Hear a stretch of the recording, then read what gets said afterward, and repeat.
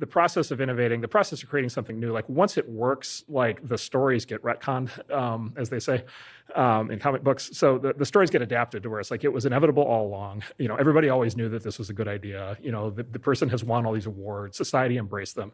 And it's invariably, if you were with them when they were actually doing the work, or if you actually get a couple drinks into them and talking about it, it'd be like, no, that's not how it happened at all.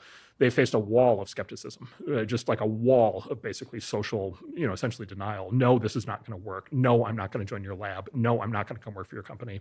No, I'm not going to buy your product. Right? No, I'm not going to meet with you. And so they get just like tremendous social resistance. So they're not getting positive feedback from their social network the way that more agreeable people need to have, right? And this is why agreeableness is a problem for innovation. If you're agreeable, you're going to listen to the people around you.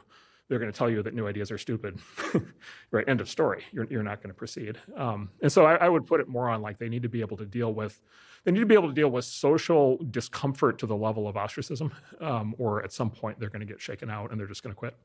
Sean Parker has the best line, by the way, on this. He says, being an entrepreneur, being a creator is like, getting punched in the face like over and over again. He said, eventually you start to like the taste of your own blood.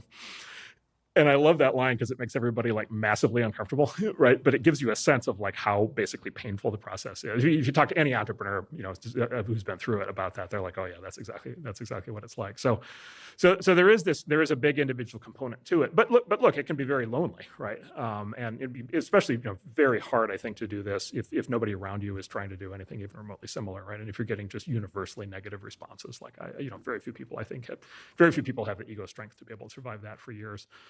So I do think there's a huge advantage, and this is why you do see clusters. There's a huge advantage to clustering, right? And so you have, and throughout history, you've had this clustering effect, right? You had, clustering of the great artists and sculptors in Renaissance Florence. You had the clustering of the philosophers of Greece. You had the clustering of tech people in Silicon Valley. You have the clustering of creative, arts, movie, TV people in Los Angeles, right? There's always a scene, right? There's always like a nexus and a place where people come together, for these kinds of things.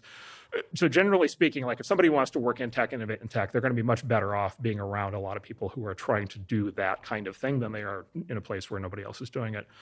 Having said that, the clustering can have downsides. It can have side effects. And you put any group of people together and you do start to get groupthink, even among people who are individually very disagreeable. And so these same clusters where you get these very idiosyncratic people, they do have fads and trends just like every place else, right? So even when you're in one of these environments, you have to be careful that you're not getting sucked into the groupthink too much.